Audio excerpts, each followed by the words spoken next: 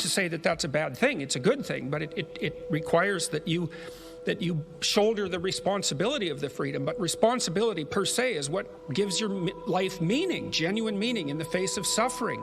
And young people are really, they're starving for that. I've been teaching young people for 30 years, and mostly what I've been teaching them about is responsibility. It's like you're heirs to a great tradition. It's not perfect, obviously, but comparatively, there's nothing else like it that's ever been produced, and it represents a tiny minority of the human polities, most of which are run by murderous, antisocial, psychopathic thugs.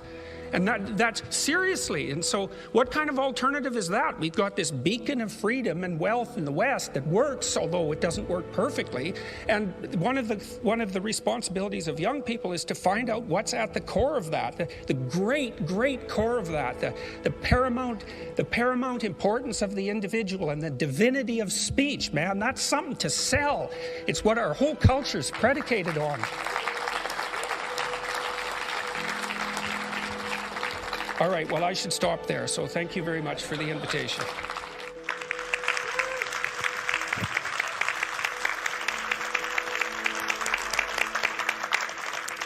So, one way of conceptualizing yourself is that you're one speck of dust among 7 billion. And when you conceptualize yourself that way, you might think, well, what difference does it make what I say or do? And that's actually quite convenient for you, because if it doesn't matter what you say or do, then you don't have any responsibility and you can do whatever you want. The price you pay for that is a bit of nihilism, but if you don't have to shoulder any responsibility, that's a small price to pay. That's the underground motivation for nihilism. But the other way of looking at it, and this is actually the accurate way of looking at it, is that you're in a network. You're a node in a network, and so you can do a little bit of arithmetic very rapidly and just figure out how powerful you are. You know 1,000 people. You're going to know more than that over the course of your life, but let's say 1,000 for the sake of argument for now. They know 1,000 people.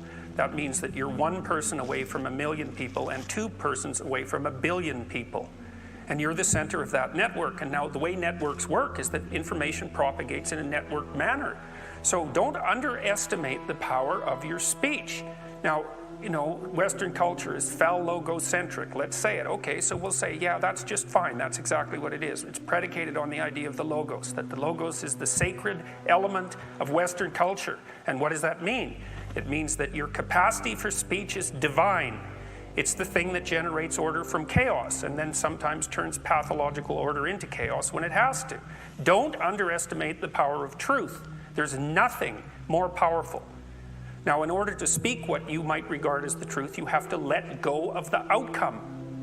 You have to think, all right, I'm going to say what I think, stupid as I am, biased as I am, ignorant as I am. I'm going to state what I think as clearly as I can, and I'm going to live with the consequences no matter what they are. Now, the reason you think that's an element of faith. The idea is that nothing brings a better world into being than the stated truth. Now, you might have to pay a price for that, but that's fine. You're going to pay a price for every bloody thing you do and everything you don't do. You don't get to choose to not pay a price. You get to choose which poison you're going to take. That's it. So if you're going to stand up for something, stand up for your truth. It'll shape you, because people will respond and object and tell you why you're a fool and a biased moron and why you're ignorant. And then if you listen to them, you'll be just that much less like that the next time you say something. And if you do that for 5 years, you'll be so damn tough and articulate and able to communicate and withstand pressure that you won't even recognize yourself. And then you'll be a force to contend with. And you don't get to wait until, because I get letters like Gad Saad gets all the time too, from faculty members in particular, and they say, well, when I get tenure, it's like, then they think, well, when I'm an associate professor, and then they think, well, when I'm a full professor. It's like, if you're a professor already, you're like the most protected person in the history of the planet, and you need, well, okay, but one of the things that indicates is that it's almost impossible to provide people with enough protection so that they feel safe to speak.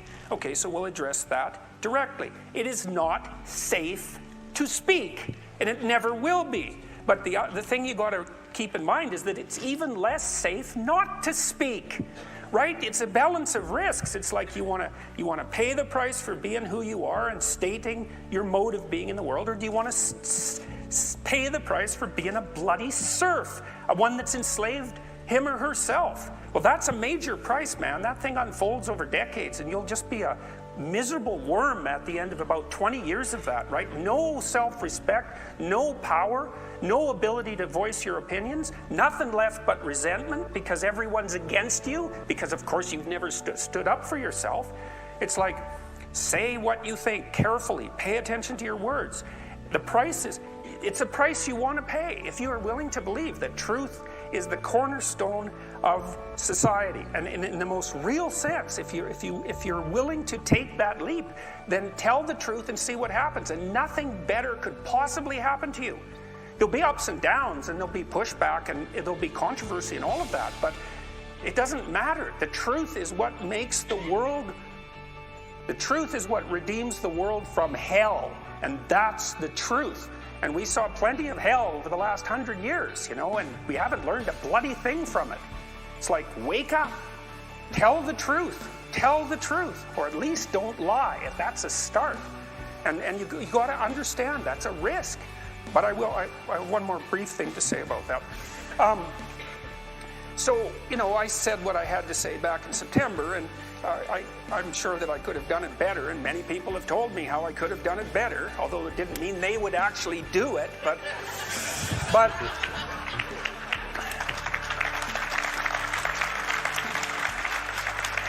and my job was at risk, serious risk, for about 2 months, and it destabilized my family, who've been very brave about this, so thumbs up to them, man. They've just stood by me.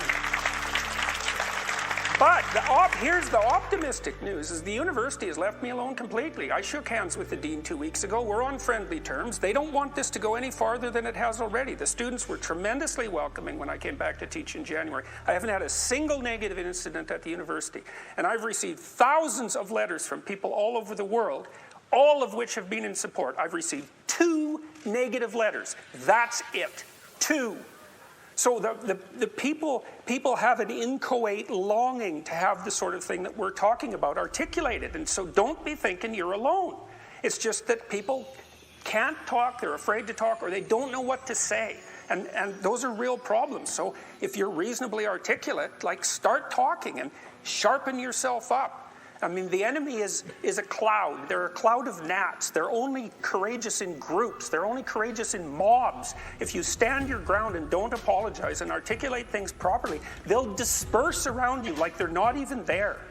So most of it's illusion. So don't be afraid, but be afraid of the right thing. And the right thing you should be afraid of is not saying what you say, because that's the same as not being. And here you are, suffering away. You might as well be at the same time. At least then there's something to you. So